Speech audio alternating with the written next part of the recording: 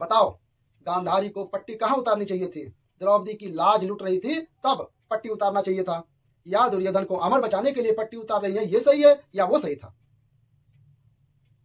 यदि दुर्योधन जैसे लोग अमर हो गए तो आज एक महिला की लाज लूटने का प्रयास किया, ये अमर हो जाएंगे तो दिन में 50 की लाज लूटेंगे, न जाने किसके किसके कपड़े उतारेंगे ये लोग। ऐसे लोगों को तो मर जाना ही ठीक है, ऐसे को तो मर जाना है, अच्छा है। अब आप देख लो कि आपके घर पर महाभारत नहीं होना चाहिए, कहीं आप लोग भी गांधारी तो नहीं है, कहीं आप लोग भी तो धृतराष्ट्र नहीं है। आपकी बहू के साथ अगर अत्याचार हो रहा है और सासू माँ देख कर भी आप अगर चुप्पी शादी हुई है तो तुम गांधारी हो, तुम्हारी पट्टी बधी है। यदि तुम अपने बच्चों पर अत्याचार, बड़ा भाई छोटे भाई पर अत्याचार कर रहा है और आप पिताजी चुपचाप देख रहे हैं तो तुम ही पितामह भीष्म हो। इसलिए मेरी माँ, गलत ना करना, नहीं तो इतिहास तुम्हें माफ नहीं करेगा। बताइए, आप ही से पूछ रहे हैं, किसकी गलती से महाभारत हुआ था? ये उत्तर दो मुझे, किसकी गलती से? हाँ, जवाब कुछ भी दो, जो आपको समझ में आए वही दो। बोलो मेरे भाई, किसकी गलती से महाभारत हुआ? बोलो माता, किसकी गलती से महाभारत हुआ?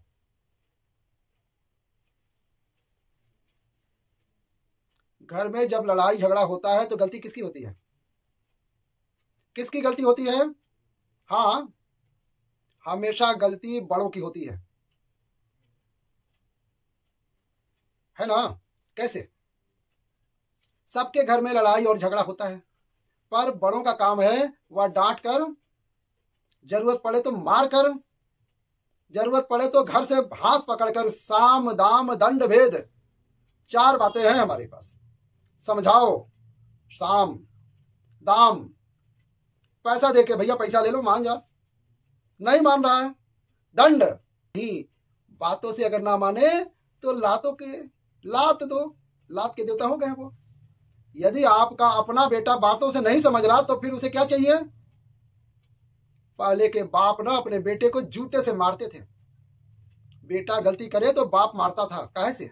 जूते से मारता था। आपने देखा है, गांव में अक्सर ये दृश्य देखने को मिल जाता है, कोई बाप देगा बेटे को 4-6 जूते, ले प्रसादी मिल गई, और बच्चे मजे लेते थे, प्रसादी मिल गई, क्यों भाई प्रसादी मिल गई। पहले के बच्चे ना बुरा नहीं मानते थे अगर बाप जूता मारता था, और आजकल बाप जरा सा मार दे तो बेटा नाराज हो जाता है। पहले ही ठीक थे, जूता खाने के बाद भी बच्चे चुपचाप घर में जाके सो जाते थे, और आज के बच्चे अरे घर छोड़ के भाग जाएगा। समझाओ, साम दाम, पैसे ले लो मान जा, पैसे से ना माने तो दंड दो, दंड से भी ना माने तो चौथा भेद, उस व्यक्ति का त्याग कर दो। पूरे महाभारत में गलती बड़ों की है। उनमें से सबसे बड़ा कौन थे? सबसे बड़े तो पितामह भीष्म थे, और पूरी गलती हम पितामह भीष्म के कंधे पर नहीं डाल सकते। सबसे बड़ी गलती है धृतराष्ट्र की, पितामह की भी गलती है। पितामह को चाहिए था कि दुर्योधन की हत्या कर देते। कब? अब बताओ, पितामह जैसे किसी के सामने किसी की महिला की साड़ी उतर रही है, क्या पितामह जैसे सामने शोभनीय था वो काम? अपराधी को दंड मिलना चाहिए कि नहीं? और भरी सभा में किसी स्त्री की साड़ी को कोई उतार रहा है, और उस समय पितामह भीष्म अगर उसे मृत्यु दंड दे देते तो न्याय की प्रकृति के अनुसार ऐसा न्याय पितामह ने दिया, मार दिया उसे। एक बाण उठाते और पितामह की बाणों का तोड़ धरती के पास किसी के पास नहीं था।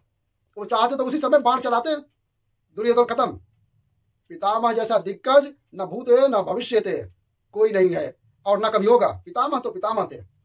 पितामह भीष्म यदि चाहते तो दुर्योधन को उसी समय मार देते जब उसने ये कहा था। 2 लोगों को मार देते, दुशासन को और दुर्योधन को।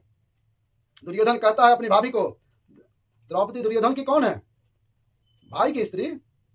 धृतराष्ट्र और पांडु एक बाप की संतान है, मां अलग अलग है।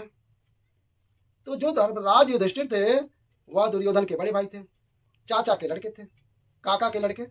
तो काका का लड़का भी तो हमारा भाई ही हुआ, और बड़ा है तो बड़ा भाई हुआ। और ये जो द्रौपदी थी, इस रिश्ते से दुर्योधन की क्या लगेगी? द्रौपदी भाभी लगेगी। तो कोई देवर अपने भाभी की साड़ी अगर उतारने लग जाए सबके बीच में, तो ऐसे को मार देना ही धर्म है कि नहीं है? बोलो। राम जी ने रावण को क्यों मारा? क्योंकि उसने सीता जैसी स्त्री का हरण किया था। राम जी ने बाली को क्यों मारा? जबकि राम जी सुग्रीव से दोस्ती किए थे। यदि राम जी बाली से दोस्ती कर लेते तो राम जी का काम और आसान हो जाता। क्योंकि सुग्रीव से 50 गुना ताकतवर तो बाली था। राम जी कह देते रावण को मारना है, बाली जाता कांख में दबा के ले आता, थोड़ा और दबा देता, निपट जाता रावण। 6 महीने तो दबा ही था। राम जी यदि बाली से दोस्ती कर लेते तो राम जी का ज्यादा फायदा था। लेकिन राम जी ने ताकतवर आदमी से दोस्ती नहीं की, बाली से दोस्ती नहीं की। क्यों नहीं दोस्ती की? क्योंकि भले ही वो कितना ताकतवर है लेकिन वो अपराधी है, तो उन्हें अपने भाई की पत्नी को रख रखा है। इसलिए जो अपने भाई की औरत को कुदृष्टि से देखता है, वो कितना भी ताकतवर हो, वैसे सब दोस्ती नहीं करते। राम जी कह रहे हैं तू गलत है, भले ताकतवर है, तेरी ताकत है, इसका मतलब ये नहीं कि तू अपने भाई की पत्नी को, ये अपने भाई की पत्नी को रखा था, सुग्रीव की पत्नी को इसने रख लिया था बाली ने, इसलिए तो राम जी ने मारा। सोचिएगा कथा को थोड़ा सा देखिए। जो अपने भाई की पत्नी को हरण करके दुराचार के रेसे को मार देना ही पुण्य है। हाँ, तो पितामह भीष्म को भी ऐसे सिद्धांत पता था, बहुत बड़े विद्वान थे पितामह भीष्म, बड़े भक्त थे पितामह भीष्म, मार देते, नहीं मारा। एक आदमी, एक दुष्ट को तुमने नहीं मारा तो उसके कारण हजारों लाखों निर्दोष महाभारत के युद्ध में मारे गए कि नहीं मारे गए। इसलिए जब छोटे गलती करें तो बड़े प्यार से समझाएं। शाम बेटा मान जाओ, झगड़ा ना करो, प्यार से बड़े बूढ़े समझाएं बच्चों को। तुम्हारे 2 बेटे हैं, झगड़ा विवाद की स्थिति अगर उत्पन्न हो रही है तो माँ बाप बैठे और प्यार से समझाए, बेटा ऐसे काम ना करो, भाई भाई हो, प्यार से समझाओ, दोनों के साथ प्यार से प्लीज आओ। यदि फिर भी ना समझे तो बंटवारा कर दो, चलो 1-1 एकड़ खेत तुम ले लो, 1 एकड़ तुम ले लो, एक प्रॉपर्टी तुम ले लो, एक प्रॉपर्टी तुम ले लो, और सुखी रहो। साम दाम समझाओ, ना माने तो दे लेके अपना शांत करो मामला को। चलो इसी कारण झगड़ा तो नहीं होगा, लो बंटवारा कर दो। और मैं आपसे कह देता हूं मेरी माँ, आज हमारे हिंदुस्तान में घर घर में जितने भी झगड़ा हो रहे हैं, भाई भाई के हो रहे हैं, और वो भाई भाई के झगड़े इसलिए हो रहे हैं कि सही समय पर माँ बाप ने बंटवारा नहीं किया, सही समय पर बच्चों का हिस्सा नहीं देते।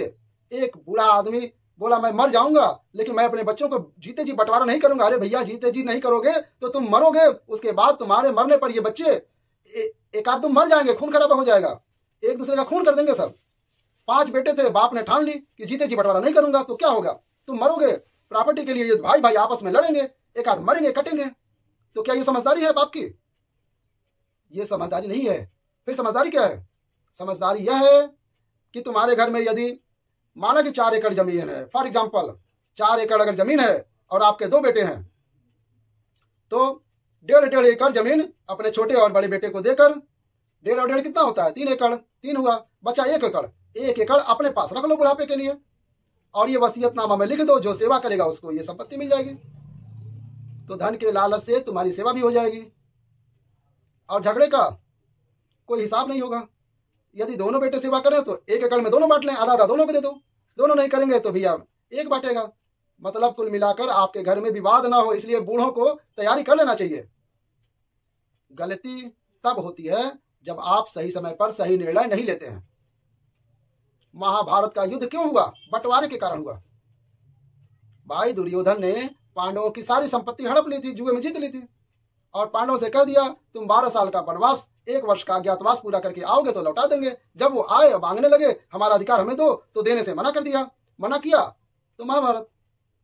अधिकार अपना छोड़ देगा कोई तो रामायण जैसा ग्रंथ लिखा जाएगा, और अधिकार अगर कोई मांग लेगा तो महाभारत तैयार हो जाएगा। अधिकार छोड़ा था भगवान राम ने, कैकेयी ने कहा जाओ वनवास, अपना अधिकार, जबकि पहले बड़े बेटे का ही अधिकार होता था कि वो सिंहासन पर बैठे, लेकिन राम जी ने अपने भाई भरत के लिए अपना अधिकार छोड़ दिया कि नहीं? हाँ या ना? बोलो मेरी माँ, छोड़ दिया ना? राम जी ने अपने भाई भरत के लिए अपना अधिकार छोड़ दिया, और यह अधिकार छोड़ दिया, रामायण तैयार हो गई। और अधिकार अगर मांग लिया पांडवों ने तो महाभारत तैयार हो गई। इसलिए हम कहा करते हैं माँ बाप को चाहिए कि सही वक्त पर सही बंटवारा कर दो, और सही वक्त पर बेटों से, नाती से, पोता से, सबसे मन हटा भी लो, मन पूर्ण रूप से भगवान में लगा दो। इन बेटों में मन लगाने से कोई फायदा नहीं है, किसी की गति इनसे नहीं होनी है। तुम बेटों को कितना भी देकर जाओगे, ये बेटे भूखे के भूखे ही रहेंगे। आपका पिता आपको 1 करोड़ भी दे दे, 5 करोड़ भी दे दे, 10 करोड़ भी दे दे, तो भी आपको कम ही लगेगा ना। बहुत कम बेटे होते हैं जो पिता से धन नहीं, पिता की सेवा लेना पसंद करते हैं। बंटवारे में पिता के धन को तो सब बांट लेते हैं, लेकिन जब पिता को रखने की बारी आती है तो छोटा कहता है भैया तुम ही रख लो, बड़ा कहता है छोटे से तुम ही रख लो। और यहाँ तक कि रखने की बात तो ठीक है, बूढ़े आदमी का जैसे तैसे गुजारा तो हो जाता है, लेकिन जब लोग मर जाते हैं जब आप मरेंगे ना, यदि आपके 2 या 3 या 4 बेटे होंगे, जब आप मरेंगे तब आपके बेटे क्या कहेंगे? बड़ा कहेगा छोटे से, तुम्हें तेरी कर लो, तेरही। क्या कर लो? तेरही, तेरही तुम कर लो। बड़ा छोटे से क्या कहेगा? तुम्हारे पास तो संपत्ति तुमने रखी है, तेरही तुम कर लो। बड़ा कहेगा छोटे से, छोटा कहेगा, छोटा देखेगा कुछ तो सपोर्ट करो, बड़े से कहेगा। तुम्हारे मरने पर 13 ब्राह्मण खवाने के लिए भी ये सोचते हैं। ये तुमने बेटों को जो करोड़ करोड़ दिए हैं, करोड़ों की प्रॉपर्टी दी है, करोड़ करोड़ देकर भी तुम मर रहे हो कि मेरा बेटा मेरा बेटा। ये तुम्हारी तेरही और बरसी करने में भी रोते हैं। मैं सारे बच्चों के लिए नहीं कह रहा हूं, पर अधिकाधिक बच्चे अपने माँ बाप की तेरही करने में, बड़ा भाई छोटे पर टालता है, छोटा बड़े पर टालता है। अपने भी अपने समाज में देखा है। फिर पैसे लेने के लिए आगे और सेवा करने के लिए पीछे। मीठा मीठा गप और कड़वा कड़वा थू। इसलिए हम आपसे कहा करते हैं, अपनी तेरही अपनी बरसी खुद करके जाओ, बेटों के भरोसे ना रहा करो। बेटे करेंगे तो प्लस है, अच्छा है, करेंगे, पर तुम अपने अपना खुद कर लो तो क्या बुराई है? अपनी तेरही कर लो, अपनी बरसी कर लो, अपने हाथ से ब्राह्मणों को खिला दो, कल्याण कर दो, भूमि दान कर दो, गौदान कर लो, अपने हाथ से अन्नदान कर लो। जब तुम मरोगे तो आपका बेटा अन्नदान करता आपके नाम से, कितना? 5 किलो दे दिया, 10 किलो दे दिया, 20 किलो दे दिया, बस। इसलिए अपने हाथ से भी कुछ कर लो। ये तुम्हारा जो पुण्य है यही तुम्हारे साथ जाना है। बच्चों से ये कहो कि तुम मेहनत करो, अपना कमाओ, खूब मस्ती करो। महाभारत का युद्ध केवल पितामह भीष्म की गलती ये रही है कि उन्होंने दंड नहीं दिया, और दुर्योधन के पिता धृतराष्ट्र की सबसे बड़ी गलती ये रही है कि ये अपने पुत्र के मोह में अंधे तो थे ही, आंखों से, जो भीतर की जो आंखें होती है, ज्ञान वैराग्य की होती है, उन आंखों से भी अंधे थे पूरी तरह से। धृतराष्ट्र पुत्र मोह था। क्या था? पुत्र मोह था। अक्सर हम देखते हैं बूढ़ों को पुत्र मोह हो जाता है। आज भी धृतराष्ट्र की कमी नहीं है। एक बेटे ने मेरे से कहा, महाराज जी हम 3 भाई हैं, हमारे पिताजी एक भाई के साथ रहते हैं, सारी संपत्ति उससे दे दिए और हमें कुछ नहीं भी दे दिए, कुछ नहीं दे रहे हैं, हम दोनों भाइयों को घर से बाहर निकाल दिया। पिता का यह व्यवहार भी गलत है। पुत्रों के साथ भेदभाव नहीं करना चाहिए। यदि वह अच्छे हैं, सेवा कर रहे हैं, अच्छे हैं, तो उनका अधिकार उन्हें दो। कई माँ बाप पुत्र मोह में आ जाते हैं, किसी बेटे से ज्यादा मोह हो जाता है। जो बेटा ज्यादा कमाता है ना, माँ बाप भी बड़े होशियार होते हैं, जहां से ज्यादा इनकम दिख रही है उसको किनारे कर देते हैं, भैया तुम तो कमा रहे हो।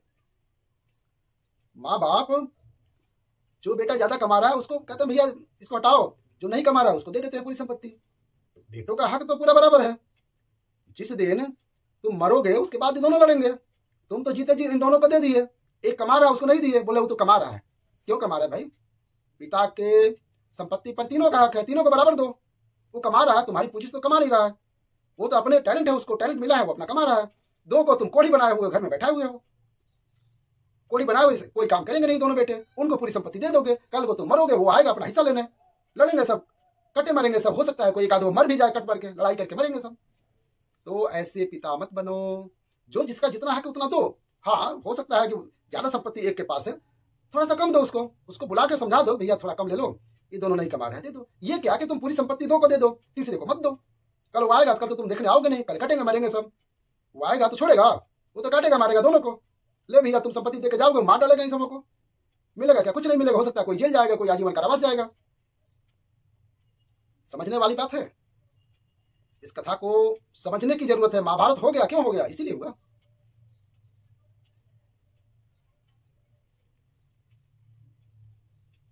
और कुछ ऐसे हैं जो कमाऊ है उसके साथ मिल जाते हैं, जो कमाता नहीं है उसके साथ आगे दिखाते हैं। देखिए 2 तरह का होता है इसमें। अर्थ क्या निकला? माँ बाप को तो बराबर का व्यवहार रखना चाहिए। मन भेद और मतभेद घर में ना उत्पन्न होने चाहिए। कल के लिए बहुत बड़ा महाभारत उत्पन्न हो जाएगा। इसलिए महाभारत की एक एक बात समझने लायक है। धृतराष्ट्र की गलती क्या थी कि वह बहुत बड़े मतलबी थे। भरी सभा में बहू की लाज उतर रही है, लुट रही है, लेकिन मेरा दुर्योधन बेटा राजा बन जा, बस दुर्योधन बेटा किए हुए थे। भले वो गलत कर रहा है सबके सामने, फिर भी वो अपने बेटे का पक्ष ले रहे हैं। तो याद रखना मेरी माँ, जब तुम गलत लोगों का पक्ष लेते हो तो परिणाम में सर्वनाश होगा। अच्छा, महाभारत में एक और है, माता गांधारी। पति तो अंधे थे ही, तो तुम उनकी लाठी बन जाती, तुमने भी आंखों में पट्टी बांध के बैठ गई। अब सुनो, समाज में जब गांधारी जैसी स्त्रियां आंखों में पट्टी बांध लेती हैं और पितामह भीष्म जैसे लोग चुप्पी साध लेते हैं, तो द्रौपदी जैसी बेटियों की लाज लुट जाया करती है। तब लुटती है जब पितामह जैसे लोग चुप हो जाते हैं और गांधारी जैसी स्त्रियां आंखों में पट्टी बांध लेती है। अरे गांधारी पट्टी बांधने की जरूरत थी? पति तो अंधे थे ही। जरा बेटों की करतूत तुम ही अपनी आंखों से देखकर गाल पर थप्पड़ जमाते दुर्योधन के, क्यों रे तुम अपनी भाभी के कपड़े उतारता, तुझे लाज नहीं आती, शर्म नहीं आती? लेकिन दुर्योधन से उसके घर वालों में से किसी ने यह सवाल नहीं किया, क्योंकि पुत्र मोह है। क्योंकि क्या है? पुत्र मोह है। आप लोग भी पुत्र मोह में ना उलझ जाना, नहीं तो परिणाम वैसा ही होगा जैसे धृतराष्ट्र का हुआ। आंखों के सामने 100 के 100 बच्चे मारे गए, और जब मरा दुर्योधन तो धृतराष्ट्र को उनको पानी देने वाले नहीं बचे। भीम भैया रोटी कैसे देते हैं धृतराष्ट्र को? ए बुड्ढे, ये लो खा लो। एक दिन धृतराष्ट्र रो रहे हैं, विदुर विदुर सुनो, क्या ये भीम जो है हमें कुत्तों की तरह रोटियां फेंक फेंक के देता है, बुड्ढे खा लो। विदुर जी ने डांट लगाई, तुम्हें शर्म आनी चाहिए। अरे उसका तो धन्यवाद दो भीम का, कम से कम तुम्हें कुत्तों की तरह देता तो है। तुम्हारे आचरण तो ऐसे हैं कि कुत्तों की तरह भी तुम्हें रोटियां मिलनी नहीं चाहिए, फिर भी वो देता है, उसका धन्यवाद दो। ऐसा विदुर जी ने डांट कर कहा। तुम वही धृतराष्ट्र हो ना जिसके सामने द्रौपदी की लाज लुटती रही और आप चुपचाप बैठे रहे, तमाशा देखते रहे। तुम जैसे को तो रोटियां मिलनी ही नहीं चाहिए, पर फिर भी कुत्तों की तरह मिल रही है, खाओ। और सुनो, तुम वही धृतराष्ट्र हो ना जिसने भीम का पुतला, जिसने भीम के गले में लगाकर गले में लगाने के बहाने उसे मारना चाहा। वो तो कृष्ण भगवान की चतुराई से वो भीम की जगह मोम का पुतला दे दिया, उसे दबाया। धृतराष्ट्र ने, वो तो चूरा हो गया होता। यदि भीम हाथ में आ जाता तो तुम तो दबा के मार डालते। तुम वही हो ना जिसने भीम को मारना चाहा। तुम वही धृतराष्ट्र हो ना जिसने पांडवों को लाक्षागृह में बंद करके आग लगवाई थी। तुम वही धृतराष्ट्र हो जिन्होंने 12 साल का वनवास और 1 वर्ष का अज्ञातवास पांडवों को दिया। यदि उसके बाद इतना अत्याचार तुमने पांडवों पर किया, फिर भी वो तुम्हें कुत्तों की तरह रोटियां दे रहे हैं, तो तुमसे वो अच्छे ही हैं। तुम जैसे को तो कुत्तों की तरह रोटियां भी नहीं मिलनी चाहिए, तुम्हारे आचरण ऐसे हैं। याद रखना मेरी मां, धर्मराज युधिष्ठिर बहुत ही इज्जत करते हैं धृतराष्ट्र की। अर्जुन बहुत इज्जत करते हैं धृतराष्ट्र की। भीम भैया भी बहुत इज्जत करते थे धृतराष्ट्र की, पर धृतराष्ट्र का आचरण ऐसा था कि हम देखो, हम भी आपकी इज्जत कब तक करें? केवल हमारा ही ठेका है क्या कि हम इज्जत करते रहें? आपका कर्तव्य नहीं है कि आप भी हमारी इज्जत करें? आप हमें जहर देकर मार रहे हैं, आप हमें आग में मारना चाहते हैं, आप हमारा धन हड़पना करना चाहते हैं, फिर भी हम आपसे उम्मीद करें कि हम आपको इज्जत से रोटियां दें? ऐसा तो संभव नहीं है साहब।